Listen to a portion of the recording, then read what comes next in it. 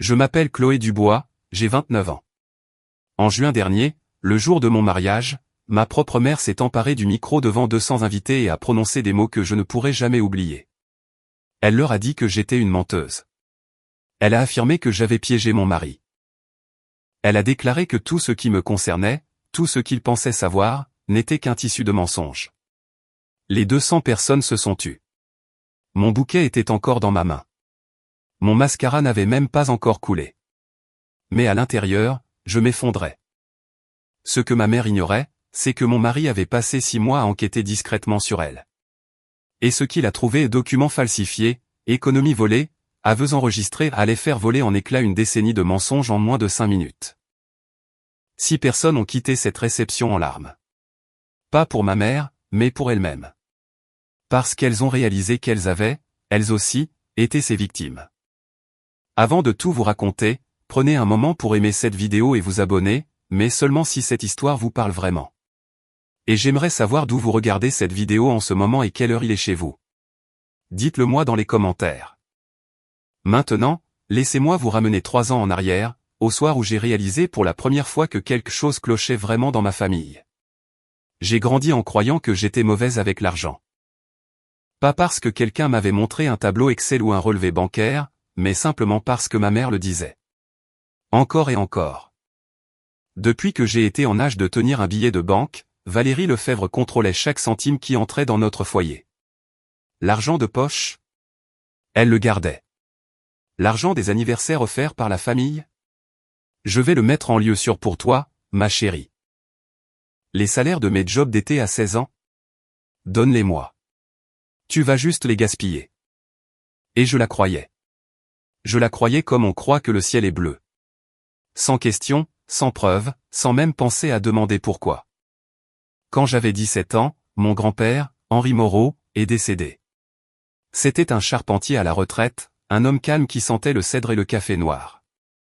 Il m'appelait, ma petite Chloé, et me glissait des billets de 10 € quand maman ne regardait pas. Après ses funérailles, j'ai demandé à ma mère si papy avait laissé quelque chose pour moi ou ma sœur, Manon. Elle n'a pas hésité, pas même un battement de cils, il a à peine laissé de quoi couvrir les frais d'obsèques. Chloé, tu sais bien que ce n'était pas un homme riche. Je n'ai jamais vu de testament. Je n'ai plus jamais posé la question. À 22 ans, j'ai déménagé. J'ai loué un studio de la taille d'une place de parking et j'ai commencé à travailler en freelance comme graphiste. Je faisais des journées de 12 heures. Je notais chaque centime dans un carnet et littéralement un carnet en papier parce que j'avais tellement peur de mes propres dépenses. Et pourtant, chaque mois, mon compte en banque n'avait aucun sens. L'argent apparaissait, puis disparaissait. Des dépôts que je ne reconnaissais pas, des retraits que je ne pouvais pas expliquer. J'appelais la banque, on me transférait 3 fois, puis j'abandonnais. Je me répétais ce que ma mère m'avait toujours dit, tu n'es juste pas douée avec l'argent, Chloé. J'ai attendu d'avoir 29 ans pour apprendre la vérité. Je n'étais pas mauvaise avec l'argent. Quelqu'un me le prenait. Voici comment ma mère opérait. Si je posais une question, n'importe laquelle, sur l'argent, sur des décisions, sur pourquoi les choses semblaient injustes, elle ne répondait pas. Elle pleurait. À chaque fois. Après tout ce que j'ai sacrifié en tant que mère célibataire, tu m'accuses. Cette phrase pouvait mettre fin à n'importe quelle conversation. C'était son passe-partout. Un tour de clé, et toutes les portes claquaient. Mes parents ont divorcé quand j'avais 8 ans. Papa a déménagé à Nantes. Les appels sont devenus plus courts, puis ont cessé. Valérie est devenue le centre de gravité de notre maison, et elle aimait ça. Elle disait aux proches que j'étais difficile. Elle disait à ses amis de la paroisse que j'étais ingrate. Elle a raconté à notre voisine, Madame Dupont, qu'une fois j'avais volé 40 € dans son sac à main. J'avais 11 ans. Je n'avais rien volé du tout. Mais Madame Dupont me regarde encore de travers aujourd'hui. Pendant ce temps, ma petite sœur Manon a eu droit à une version différente de la maternité. Maman a payé ses frais de scolarité, lui a acheté une Renault Clio d'occasion pour ses 20 ans, l'a emmené acheter des tenues pour ses entretiens quand elle a postulé en master. Quand j'ai demandé pourquoi je n'avais pas eu la même aide, Valérie avait sa réponse toute prête, Manon est responsable. Toi, tu ne le es pas, j'ai avalé ça année après année. Je l'ai avalé comme un médicament que je pensais mériter. Puis, environ 3 mois avant que je rencontre Maxime, Manon m'a envoyé un SMS tard le soir, sorti de nulle part. Et, est-ce que maman t'a déjà parlé du fonds de placement de papy? Quelque chose cloche avec mon compte pour les frais de scolarité. J'ai fixé ce message pendant un long moment. Mon pouce a plané au-dessus du clavier. J'ai fermé l'application, posé mon téléphone et je suis allé me coucher. Je n'étais pas prête. Pas encore. Mais 3 mois plus tard, j'ai rencontré quelqu'un qui m'a fait réaliser que j'avais été prête depuis le début. J'avais juste besoin que quelqu'un me croie en premier. J'ai rencontré Maxime Renard un mardi. Il était assis dans un coin d'un café en ville, ordinateur ouvert, des papiers étalés sur la table comme sur une scène de crime. J'étais là pour rencontrer un client qui n'est jamais venu. J'ai commandé un café, je me suis assise 2 tables plus loin et j'ai essayé de ne pas fixer l'homme qui fronçait les sourcils devant un tableau Excel comme s'il l'avait personnellement insulté. Il m'a surprise en train de regarder, a souri et a dit « Désolé pour le désordre.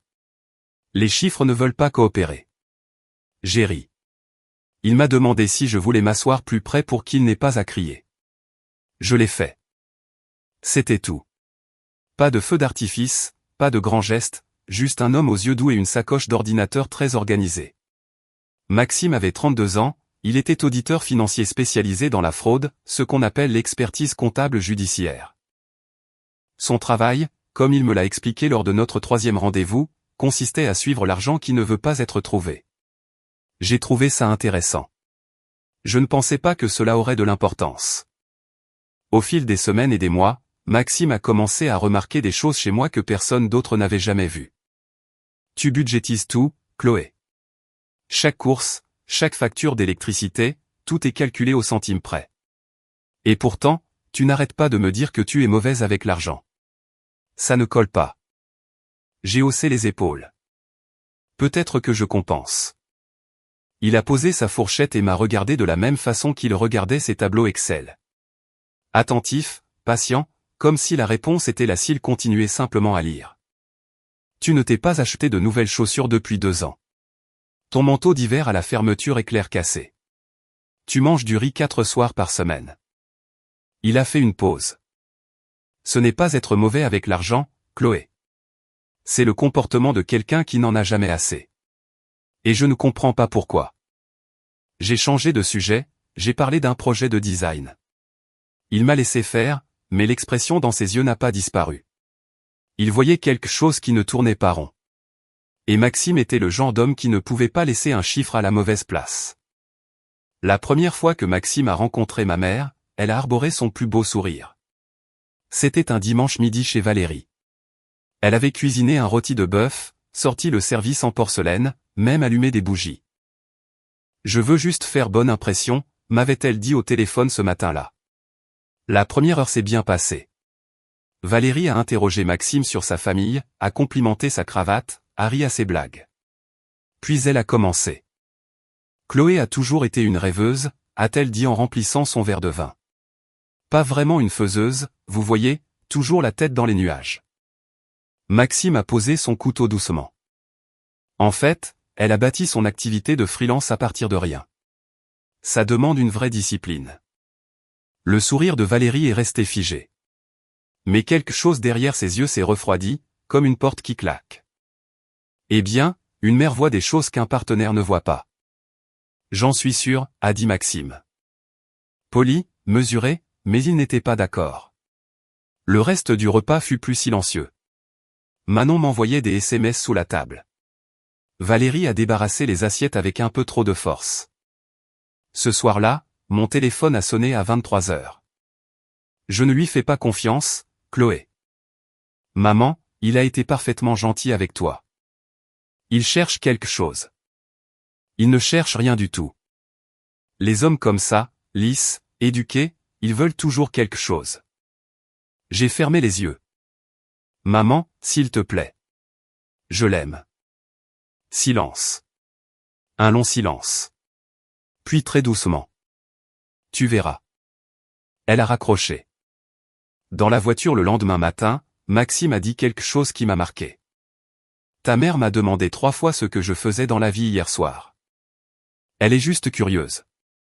Peut-être, mais à chaque fois que j'ai dit l'expert comptable judiciaire, elle a changé de sujet comme si les mots la mettaient mal à l'aise. Je lui ai dit qu'il réfléchissait trop, il a hoché la tête. Il n'a pas insisté. Avec le recul, ce dîner a été le moment où tout a basculé. Pas pour moi, pour ma mère. Elle a vu Maxime clairement et elle a eu peur. Parce que pour la première fois, quelqu'un dans ma vie savait comment suivre l'argent. Ma mère n'a pas perdu de temps. Dans la semaine suivant ce dîner, Valérie a lancé une campagne silencieuse, coup de fil par coup de fil, SMS par SMS, pour retourner tout mon entourage contre Maxime. Elle a appelé ma tante Catherine en premier. Je le sais parce que Catherine l'a mentionné lors d'un barbecue familial, essayant d'avoir l'air décontracté. Ta mère dit que Maxime est assez contrôlant, hein? Il n'est pas contrôlant, tante Catherine. Elle a dit, il surveille tes dépenses. C'est un comptable. Il surveille les dépenses de tout le monde. C'est littéralement son métier. Catherine a haussé les épaules, mais la graine était plantée. Ensuite, Valérie est allée voir Manon. Ta sœur s'éloigne de cette famille, lui a-t-elle dit au déjeuner.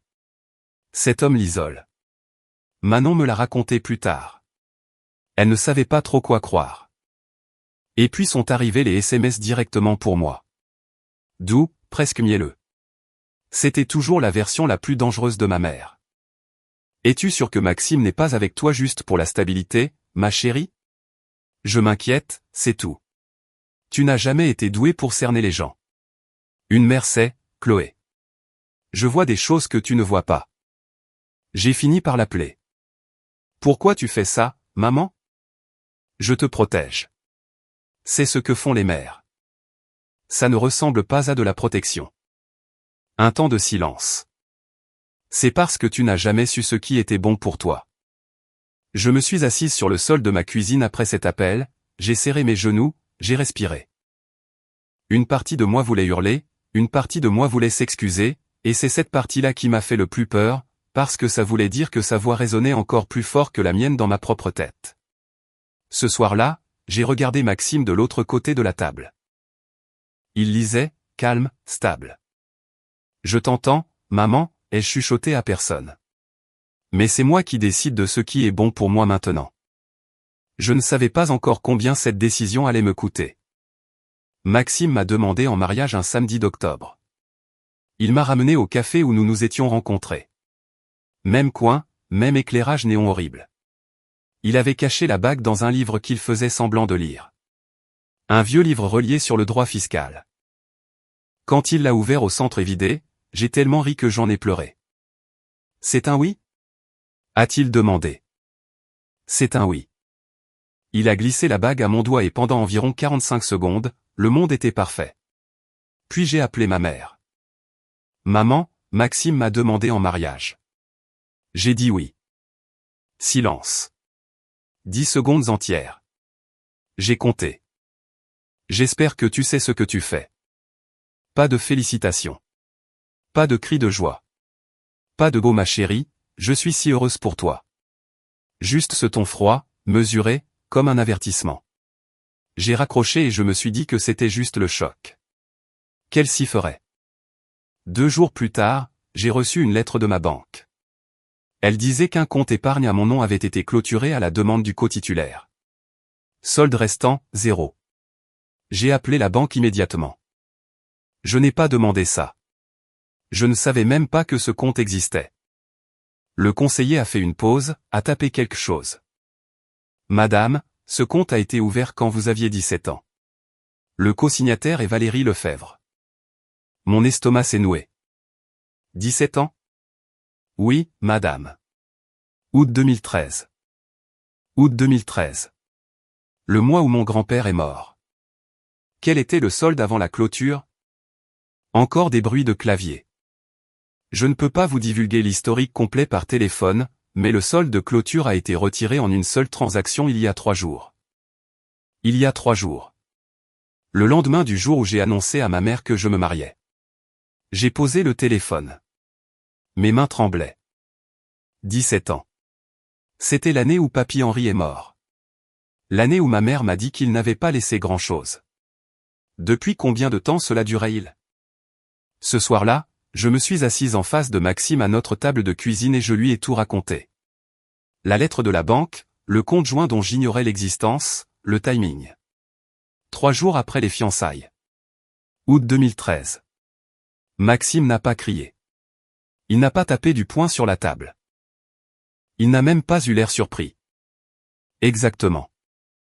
Il ressemblait à un homme qui attendait qu'une pièce du puzzle tombe, et elle venait de tomber. « Je peux voir tes relevés bancaires ?» a-t-il dit. Tous. J'ai hésité. Pas parce que je ne lui faisais pas confiance, mais parce qu'une partie de moi, la partie construite par ma mère, chuchotait encore que j'avais fait quelque chose de mal, que c'était ma faute d'une manière ou d'une autre. Tous, a-t-il répété doucement, comme s'il parlait à quelqu'un au bord d'une falaise. J'ai sorti mon ordinateur portable, je lui ai tout donné, chaque identifiant, chaque relevé, chaque morceau de ma vie financière. Maxime a travaillé jusqu'à 3 heures du matin. Je me suis endormi sur le canapé. Quand je me suis réveillé, il était toujours à la table, mais son visage était différent. Plus dur. Chloé. Quoi? Il y a au moins 4 comptes liés à ton identité que tu n'as pas ouverts. 4. Et ils ont tous été systématiquement siphonnés au cours des 12 dernières années. 12 ans. Depuis que j'avais 17 ans. Depuis que Papy Henri était mort. J'ai eu la nausée. Pas à cause de l'argent, à cause du calcul. 12 ans de mensonges. 12 ans de « tu es juste mauvaise avec l'argent, Chloé ». 12 ans à manger du riz 4 soirs par semaine pendant que ma mère vidait des comptes dont je ne soupçonnais même pas l'existence. « Qu'est-ce que tu veux faire ?» a demandé Maxime.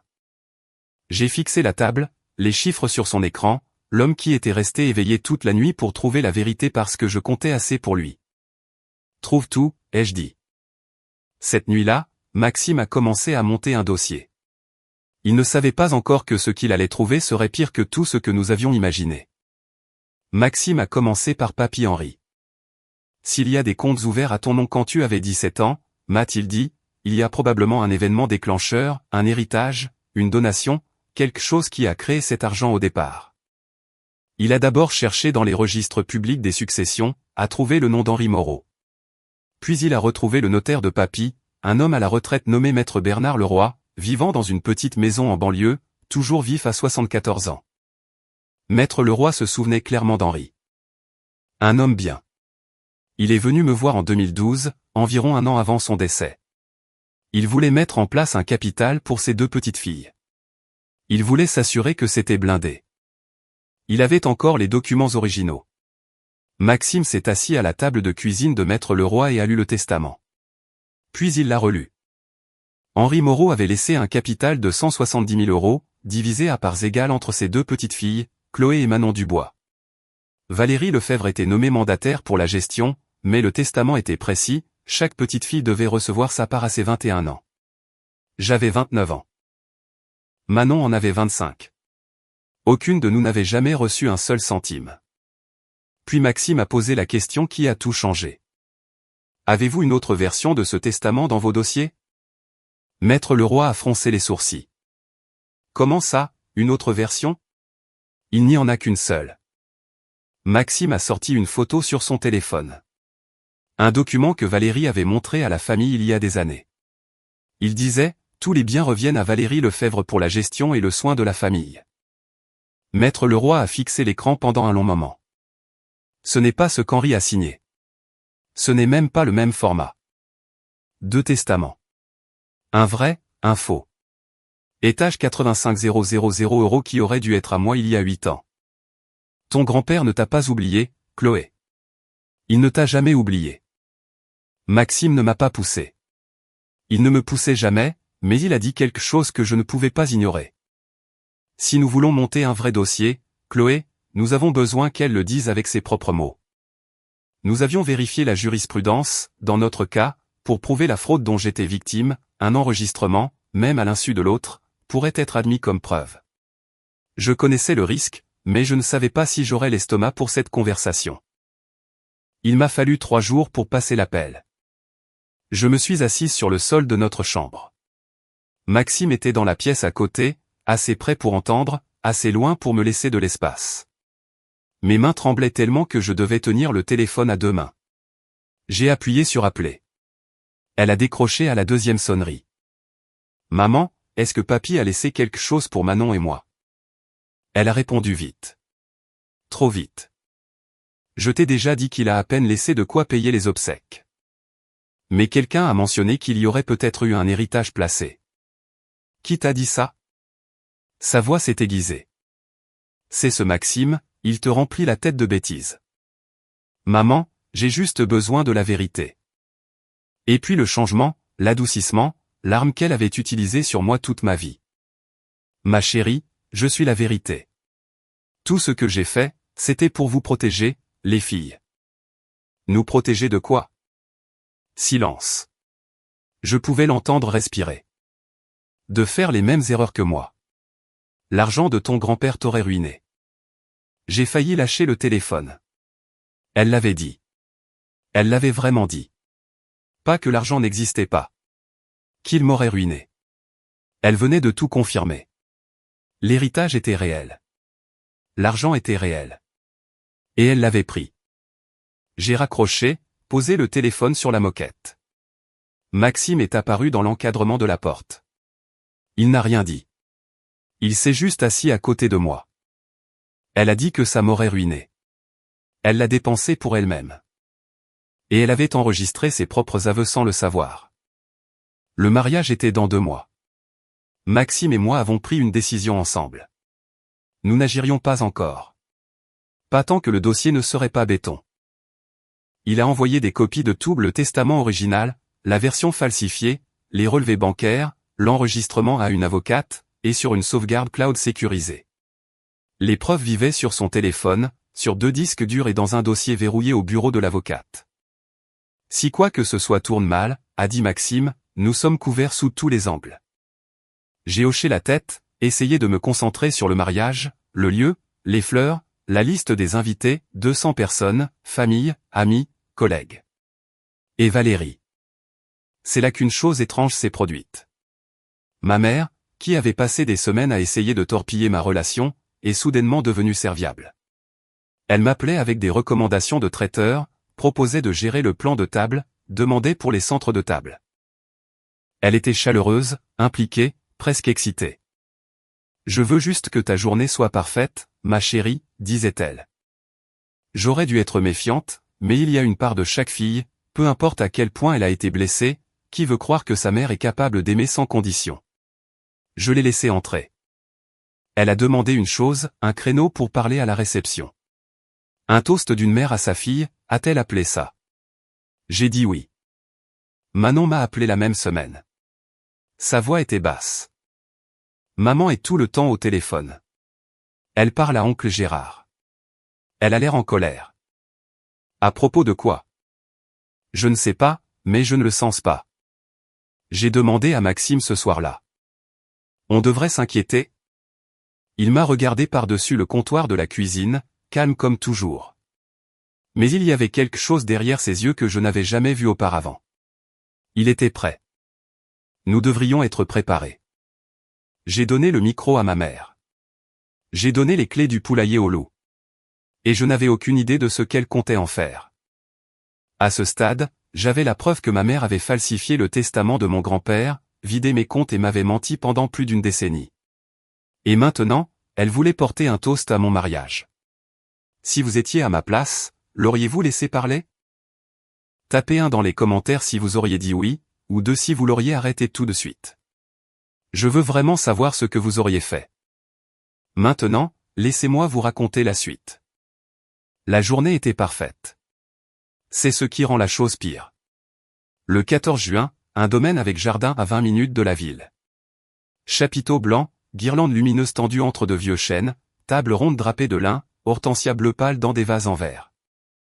Le genre de lieu que j'avais épinglé sur un tableau de vision il y a 5 ans sans jamais penser que je m'y tiendrais vraiment. 200 invités remplissaient les chaises pour la cérémonie. Les parents de Maxime, son frère aîné, des amis de fac, des collègues, des voisins. Et de mon côté, tante Catherine, oncle Gérard, des cousins, quelques amis du lycée, René le vieux copain de pêche de papy Henri, et Manon assise au premier rang dans une robe vert sauge, pleurant déjà avant que la musique ne commence. J'ai remonté l'allée seul. Personne pour me conduire à l'hôtel. J'avais décidé ça il y a des mois.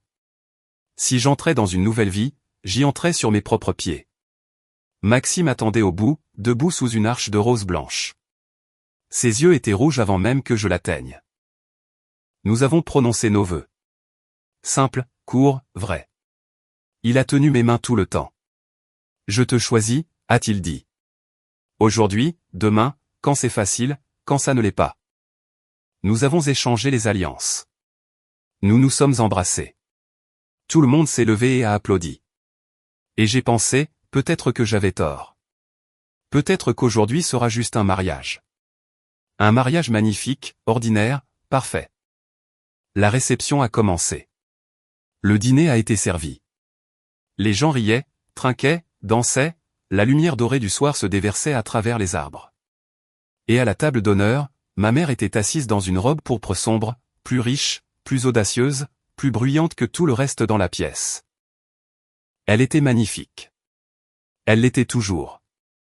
Sa coiffure était faite. Son rouge à lèvres était frais. Elle souriait à tous ceux qui passaient.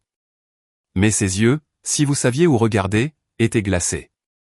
Pendant 3 heures, je me suis laissé croire que c'était juste un mariage. Juste un beau mariage normal.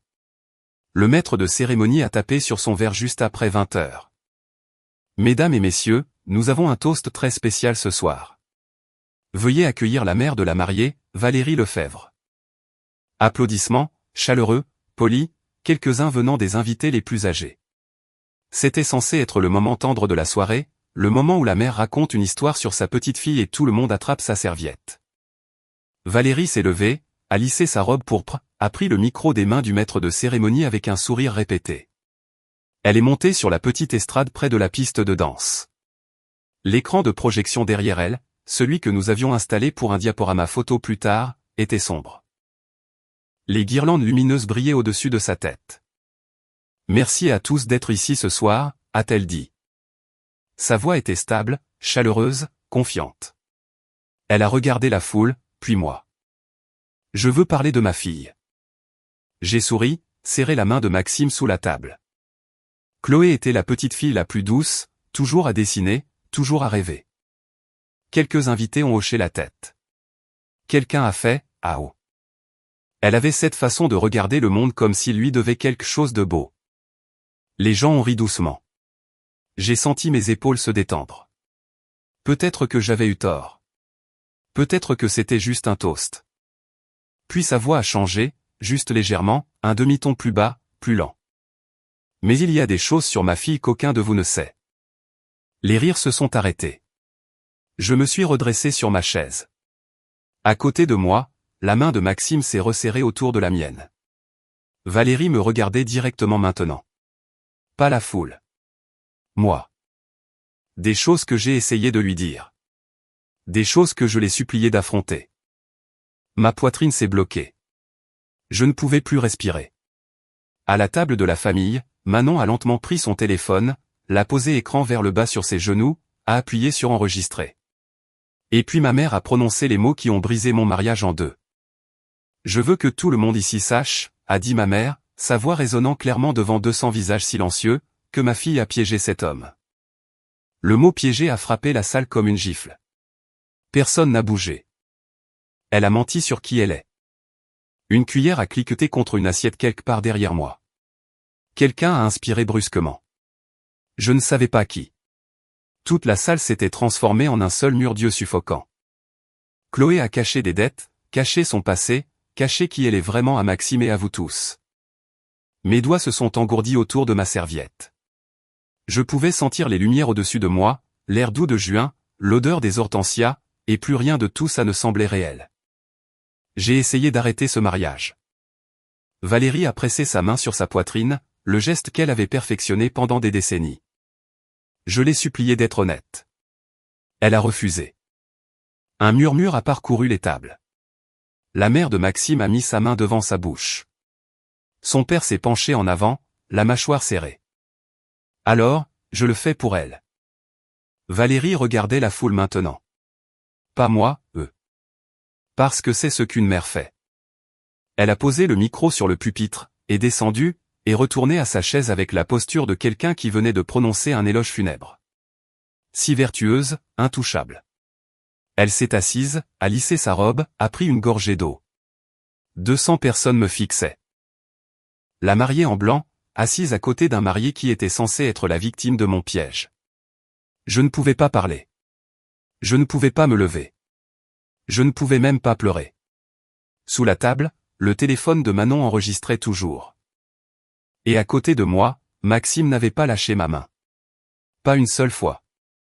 Il s'est penché près de moi. Si près que je sois la seule à entendre. Tu me fais confiance ? Je l'ai regardé. Mon mari, mon partenaire, l'homme qui avait passé 6 mois à se préparer pour un moment qu'il priait de ne jamais voir arriver. J'ai hoché la tête. Maxime a serré ma main une dernière fois. Puis il m'a lâché. Il s'est levé lentement, a ajusté sa veste, a boutonné le bouton unique avec la même précision calme qu'il utilisait pour tout. Les tableaux Excel, les listes de courses, les promesses. La salle le regardait. 200 personnes qui ne savaient pas quoi croire. Il a marché vers le pupitre. Pas de précipitation, pas de tremblement. Ses chaussures claquaient contre le parquet de la piste de danse dans le silence. Valérie a levé les yeux de son verre d'eau. Pour la première fois, quelque chose a vacillé derrière ses yeux, quelque chose qu'elle n'a pas été assez rapide pour cacher. Maxime a pris le micro, l'a tenu comme un homme qui n'en avait jamais utilisé et ne le voulait pas particulièrement. Maintenant, j'apprécie l'inquiétude de Valérie. Sa voix était égale, pas froide, pas en colère, juste à niveau. Comme un pont est à niveau, construit pour supporter du poids. Elle a raison sur une chose. Il y a des choses que beaucoup d'entre vous ne savent pas. Il a mis la main dans la poche intérieure de sa veste, a sorti son téléphone. Mais la personne qui a menti, ce n'est pas Chloé. Il a regardé ma mère. En fait, Valérie, j'ai quelque chose concernant votre famille. La bouche de Valérie s'est ouverte, puis s'est refermée. Vous voyez, je suis expert comptable judiciaire.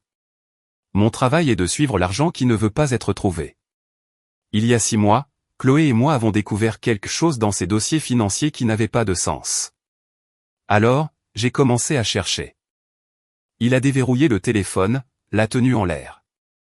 Et ce que j'ai trouvé, je pense que tout le monde ici mérite de le voir. 200 personnes se sont penchées en avant. Je pouvais entendre le grincement des chaises, le bruissement des vestes de costume et des robes. Le jardin était si calme que je pouvais entendre les grillons dans les haies au-delà du chapiteau. Maxime a connecté son téléphone au projecteur, celui que nous avions installé pour notre diaporama de mariage. L'écran derrière le pupitre s'est allumé, et le visage de ma mère est devenu livide. 2 documents sont apparus côte à côte sur l'écran. Ceci, a dit Maxime en pointant vers la gauche, est le testament original et les dernières volontés d'Henri Moreau, déposé en 2012 chez son notaire personnel, maître Bernard Leroy. Notarié, attesté, juridiquement contraignant. Il a laissé la salle le lire. Je regardais leurs yeux parcourir le texte. Il établit un fonds de 170 000 € divisé à parts égales entre les 2 petites filles d'Henri, Chloé et Manon. Valérie Lefebvre est nommée mandataire du fonds. Le testament stipule clairement que chaque petite fille reçoit sa part lorsqu'elle atteint ses 21 ans. Il a fait une pause. Il a laissé le silence faire son œuvre. Chloé a 29 ans. Manon en a 25. Aucune d'elles n'a jamais reçu un centime. Puis il a pointé vers le côté droit de l'écran. Et ceci est la version que Valérie a montrée à la famille après la mort d'Henri. Celle-ci dit, et je cite, « Tous les biens reviennent à Valérie Lefebvre pour la gestion et le soin de la famille. » Un murmure a traversé la salle comme l'eau à travers une fissure. Ces 2 documents ne sont pas les mêmes. L'un d'eux est réel. L'un d'eux est un faux. Tante Catherine s'est levée de sa chaise. Sa serviette est tombée par terre. Elle ne l'a pas ramassée. Oncle Gérard était assis figé, les 2 mains à plat sur la table, fixant l'écran comme s'il avait vu un fantôme. La chaise de Valérie a raclé le sol. Elle était debout. C'est un mensonge. Sa voix était aiguë, éraillée. Il invente tout ça. Il a fabriqué. Ce sont des documents officiels, Valérie. Maxime n'a pas élevé la voix, pas d'un seul décibel. Notarié, vérifié par le notaire d'origine. Il a regardé la salle. Chloé, ma femme, était censée recevoir 85 000 € il y a 8 ans. Il a regardé ma mère. Elle n'a jamais vu un centime. Valérie a ouvert la bouche. Rien n'est sorti. Mais il y a plus, a dit Maxime. Ces mots ont atterri comme des pierres dans une eau calme. L'onde a traversé chaque table. Il a tapoté son téléphone. Une barre de progression est apparue sur l'écran du projecteur. Puis l'audio clair, indéniable a rempli le jardin à travers les enceintes de la réception. Ma voix d'abord. Maman, est-ce que papy a laissé quelque chose pour Manon et moi? Puis la sienne. Je t'ai déjà dit qu'il a à peine laissé de quoi payer les obsèques. Une pause, ma voix à nouveau. Mais quelqu'un a mentionné qu'il y aurait peut-être eu un héritage placé. Et celle de Valérie, tranchante maintenant. Qui t'a dit ça? C'est ce Maxime? Il te remplit la tête de bêtises. Les invités se regardaient. Certains regardaient Valérie. Elle se tenait près de sa chaise, les mains agrippant le dossier, les jointures blanches. Puis est venue la partie dont tout le monde se souviendrait. Ma voix, stable. Maman, j'ai juste besoin de la vérité. Et la sienne, douce, mielleuse, la voix d'une mère qui sait exactement ce qu'elle fait.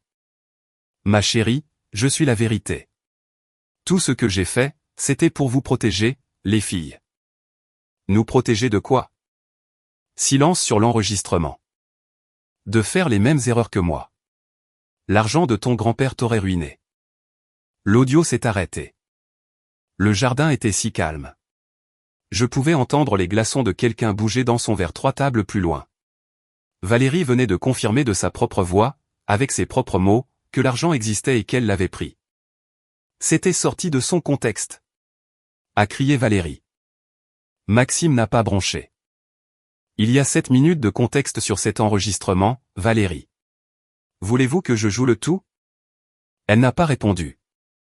À la table de la famille, Manon s'est levée, le téléphone enregistrant toujours, les larmes coulant sur son visage.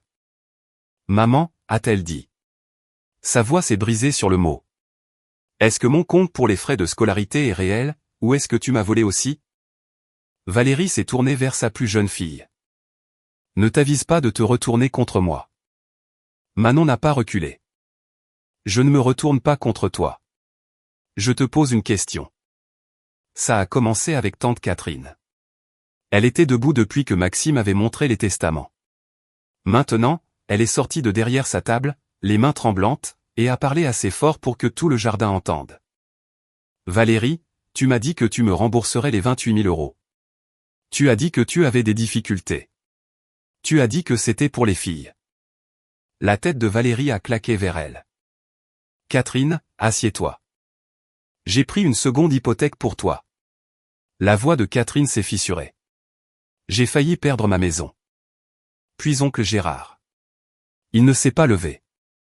Il a juste parlé de sa chaise, sa voix basse et rauque, comme si les mots étaient restés coincés dans sa gorge pendant une décennie.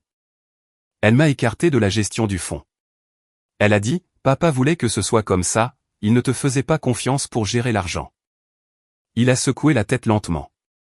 Je l'ai cru pendant 11 ans. Cousin Robert, 2 tables plus loin. Elle m'a emprunté ma voiture en 2019, a dit qu'elle en avait besoin pour 2 semaines, m'a dit qu'elle avait été détruite dans un parking. Je n'ai même jamais fait de déclaration d'assurance parce qu'elle pleurait tellement fort. Un par un, comme des dominos, chaque aveu en tirait un autre de la salle. Chacun une petite blessure séparée que Valérie avait infligée et couverte avec le même sourire chaleureux et le même numéro de mère blessée. 6 personnes ont quitté la réception. Tante Catherine est sortie en pleurant, le bras de son mari autour de ses épaules. Oncle Gérard a suivi, une main pressée sur son visage. Le cousin Robert, la femme de Gérard, Linda, une femme que je reconnaissais comme l'une des plus vieilles amies de Valérie. Elle est partie sans un mot. Et Manon, ma sœur, est passée devant notre mère sans la regarder, le téléphone serré contre sa poitrine, les larmes coulant encore. Ils ne sont pas partis parce qu'ils détestaient Valérie. Ils sont partis parce qu'ils se sont reconnus sur cet écran. Ils étaient des victimes, eux aussi. Ou ils avaient honte d'avoir cru en elle pendant si longtemps. Ma mère se tenait seule, robe pourpre, lumière des bougies, 200 témoins, et pour la première fois de ma vie, je l'ai vu sans son masque. Si vous avez déjà découvert que quelqu'un en qui vous aviez confiance, quelqu'un de votre propre famille, vous mentait depuis des années, je veux que vous sachiez quelque chose. Vous n'êtes pas seul. Et cette histoire n'est pas encore finie. Si vous ressentez quelque chose en ce moment, dites-le moi dans les commentaires. Que auriez-vous dit à Valérie? Et si vous ne l'avez pas déjà fait, appuyez sur ce bouton d'abonnement. Le tournant arrive. Laissez-moi vous raconter ce qui s'est passé après le mariage.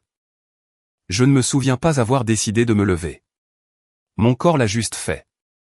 La chaise a glissé en arrière. Ma robe a froufrouté contre la nappe. La main de Maxime a effleuré mon bras, pas pour m'arrêter, juste pour me faire savoir qu'il était là. J'ai marché vers ma mère lentement, passant devant les tables d'invités qui ne savaient pas s'ils devaient regarder ou détourner les yeux. Passant devant l'écran du projecteur brillant toujours avec 2 testaments, un vrai, un faux. Passant devant les enceintes qui retenaient encore l'écho de sa propre voix. Je me suis arrêté à 1 mètre d'elle. Maman. Elle a levé les yeux vers moi. Ses yeux étaient sauvages. Pas de culpabilité, pas de regret, mais avec le regard paniqué de quelqu'un qui est acculé et à court de coups. Chloé, tu ne comprends pas. Je comprends. Ma voix était stable. Je ne sais pas comment. Pour la première fois, je comprends vraiment. Tu disais que j'étais mauvaise avec l'argent. Je ne l'étais pas. Tu me le prenais. Elle a ouvert la bouche. Tu as dit que papy ne nous avait rien laissé. Il l'a fait. Et tu l'as volé. J'essayais de. Tu as dit que Maxime cherchait quelque chose. C'était le cas. Il cherchait la vérité. Le menton de Valérie a tremblé. Tout ce que j'ai fait, c'était pour cette famille. Non, maman. Tout ce que tu as fait, c'était pour le contrôle. J'ai pris une inspiration, la plus profonde de toute la soirée. Je ne vais pas te crier dessus. Je ne vais pas faire un scandale. Je vais faire quelque chose auquel tu ne t'attendais pas. Elle m'a fixé. Je vais m'en aller et je vais laisser la vérité parler d'elle-même. Je suis retourné à ma table, je me suis assise à côté de mon mari, j'ai pris mon verre d'eau et j'ai bu une gorgée. Mes mains ne tremblaient pas. Tu m'as élevée pour être silencieuse, ai-je dit sans me retourner, assez fort pour que la salle entende. Tu ne m'as pas élevée pour être stupide. Personne n'a applaudi. Personne n'en avait besoin. Le silence disait tout. La semaine après le mariage, Maxime et moi étions assis dans un cabinet d'avocat au 4e étage d'un immeuble du centre-ville. L'avocate s'appelait Maître Isabelle Mercier. Cheveux argentés, lunettes de lecture sur une chaîne autour du cou. 22 ans de spécialisation en fraude successorale et abus de faiblesse. Elle ne faisait pas dans la conversation banale. Elle a ouvert le dossier que Maxime avait préparé, a mis ses lunettes et a commencé à lire. Nous sommes restés assis en silence pendant 11 minutes. J'ai compté les tics de l'horloge murale. Puis elle a fermé le dossier. Vous avez un dossier très solide. Maxime a hoché la tête. Nous savons que le faux testament seul pourrait justifier une plainte au pénal. Combiné au relevé bancaire, au compte non autorisé et à l'aveu enregistré, c'est un cas d'école d'abus financier.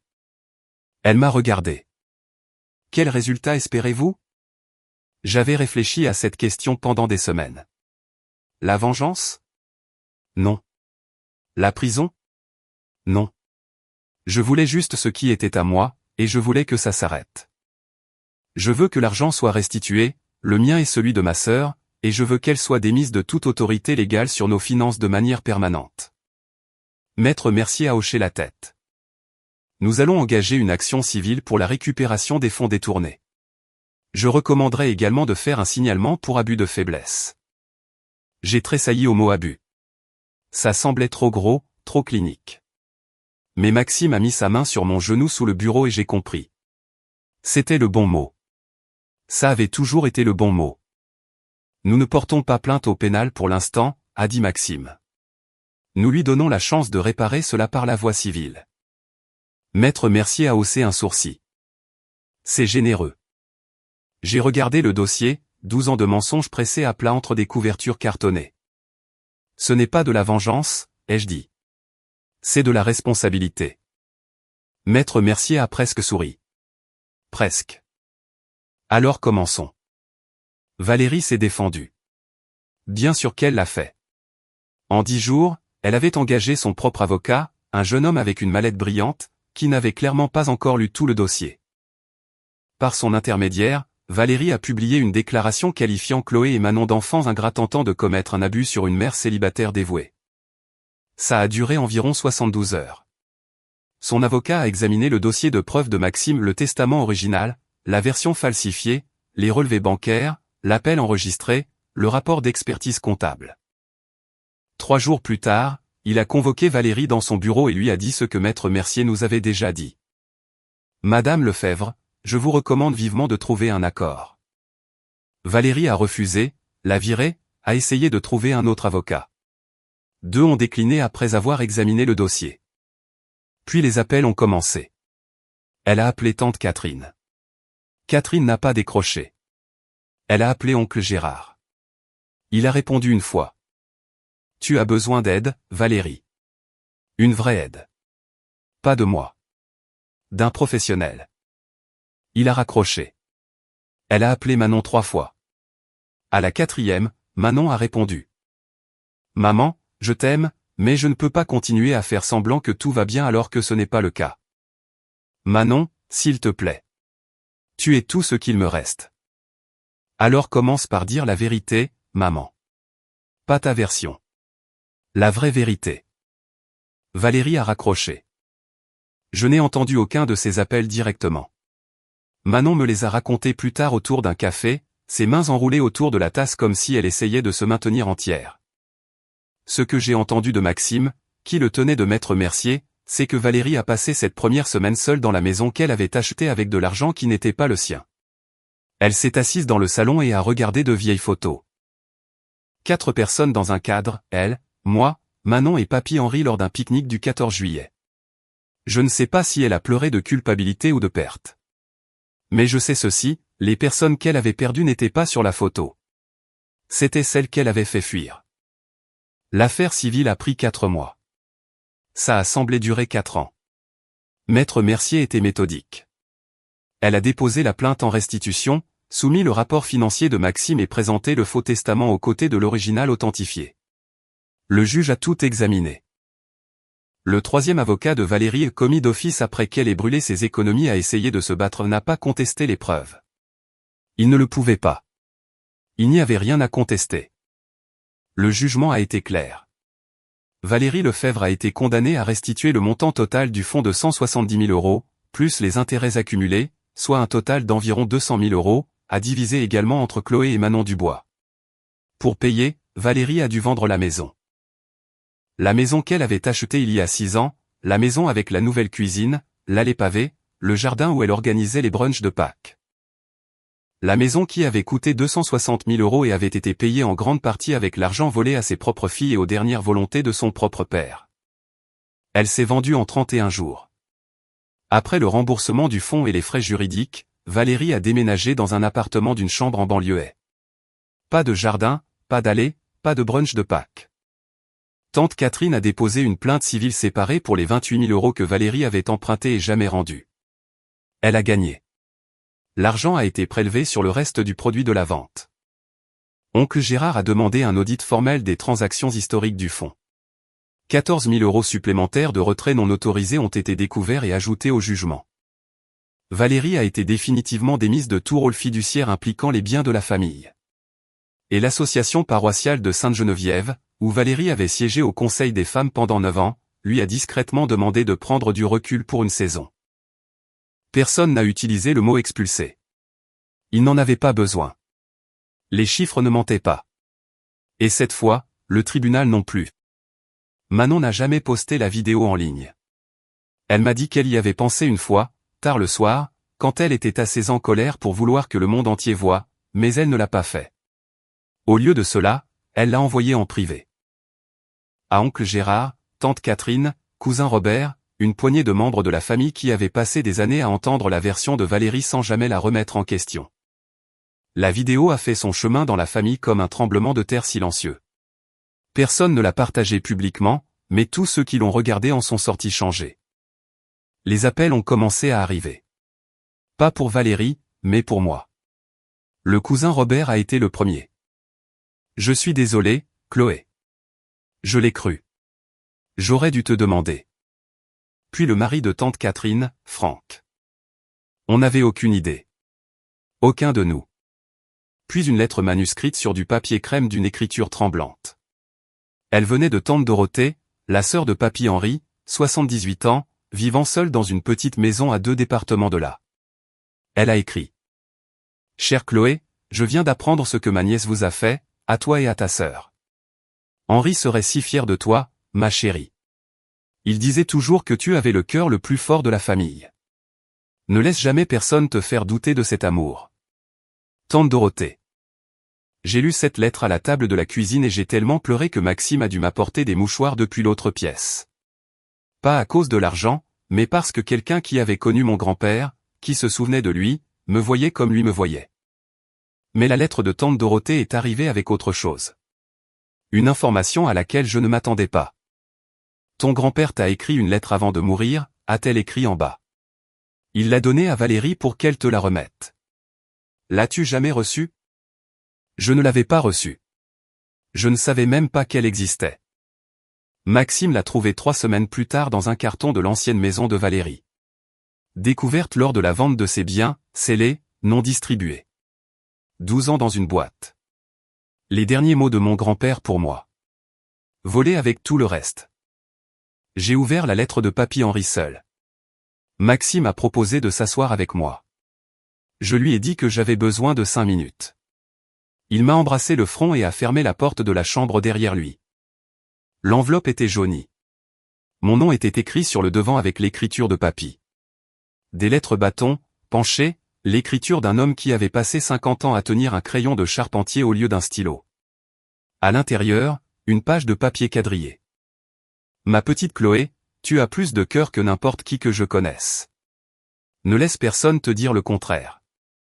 J'ai mis quelque chose de côté pour toi et Manon pour que vous ayez toutes les deux un bon départ. Ta maman s'en occupera jusqu'à ce que tu sois prête. Je t'aime. Ma chérie. N'oublie jamais ça. Papy H. J'ai tenu cette lettre contre ma poitrine pendant un long moment. 2 jours plus tard, j'ai retrouvé Manon au café où j'avais rencontré Maxime pour la première fois. Même table dans le coin. Elle était déjà là quand je suis arrivé, les 2 mains enroulées autour d'un café qu'elle n'avait pas touché.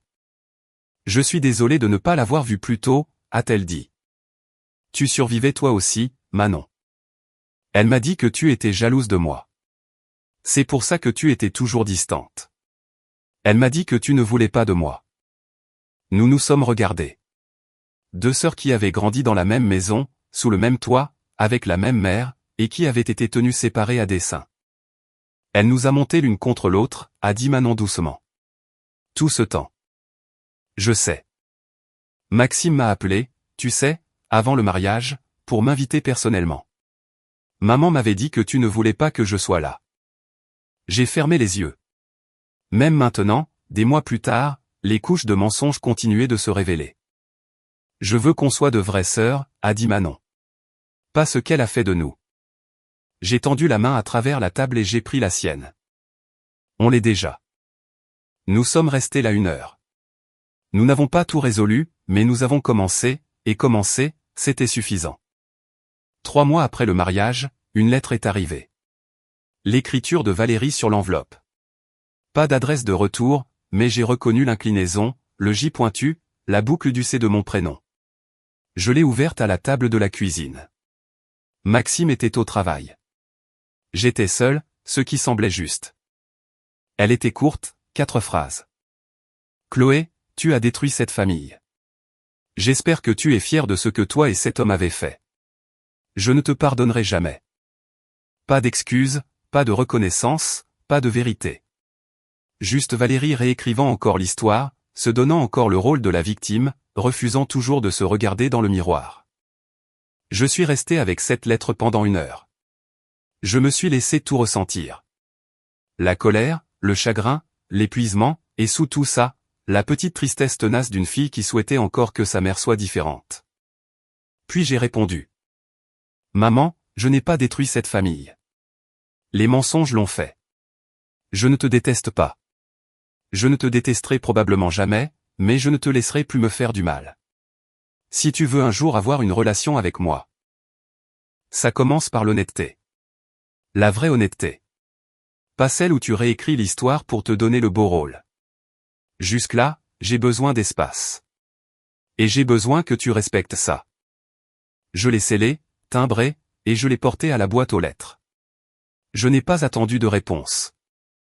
Maxime est rentré ce soir-là et m'a trouvé sur le canapé en train de fixer le plafond. Ça va?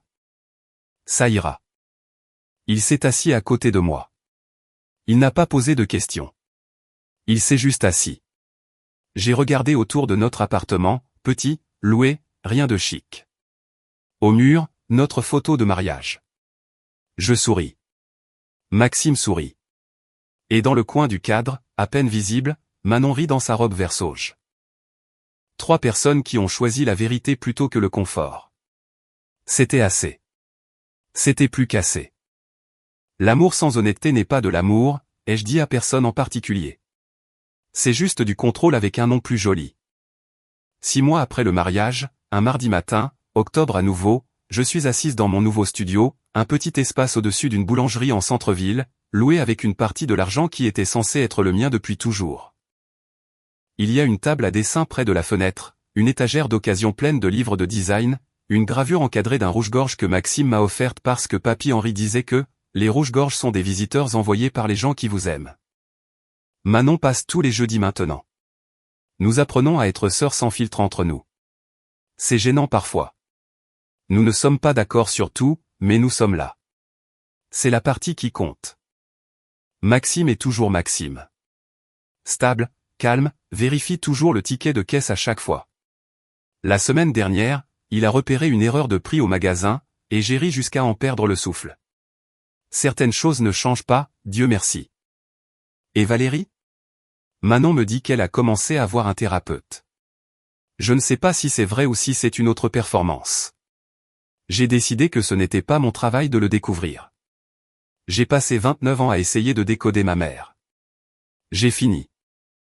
Je pensais que la force signifiait garder la paix, dire oui quand je pensais non. Avaler la vérité pour garder quelqu'un d'autre confortable. Maintenant, je sais que la force, c'est se tenir dans une pièce pleine de gens et choisir l'honnêteté plutôt que le confort. Même quand votre voix tremble, même quand la personne à qui vous tenez tête est celle qui vous a élevé. Ma mère m'a offert le pire cadeau que l'on puisse faire à un mariage. Mais mon mari m'a offert le meilleur, la vérité. Et mon grand-père, même de l'autre côté, n'a jamais cessé de se battre pour moi. Si vous regardez ceci et que quelque chose dans votre vie sonne faux, un chiffre qui ne colle pas, une histoire qui change tout le temps, une personne qui vous fait vous sentir petit à chaque fois que vous posez une question, faites confiance à ce sentiment. Vous n'êtes pas fou. Vous êtes peut-être simplement entouré par les mensonges de quelqu'un d'autre. Je m'appelle Chloé Dubois. J'ai 29 ans et je sais enfin exactement qui je suis. Voici ce que j'ai retenu de tout ça. 1. Si quelqu'un contrôle votre argent, il contrôle votre vie. Vérifiez vos propres comptes. Connaissez vos propres chiffres, peu importe qui vous dit de ne pas le faire. 2. Le silence n'est pas de la loyauté. Parfois, la chose la plus aimante que vous puissiez faire est de parler. Même quand tout le monde autour de vous préférerait que vous restiez silencieux. 3. Le bon partenaire ne fera pas que vous aimez, il se battra pour la vérité à vos côtés. Si cette histoire a signifié quelque chose pour vous, s'il vous plaît, cliquez sur j'aime et abonnez-vous. Ça fait plus de différence que vous ne le pensez. Et si vous avez déjà dû poser une limite avec quelqu'un de votre propre famille, racontez-le-moi dans les commentaires. Je lis chacun d'entre eux. Il y a une autre histoire dans la description avec laquelle je pense que vous accrocherez vraiment. Cliquez dessus. On se retrouve là-bas.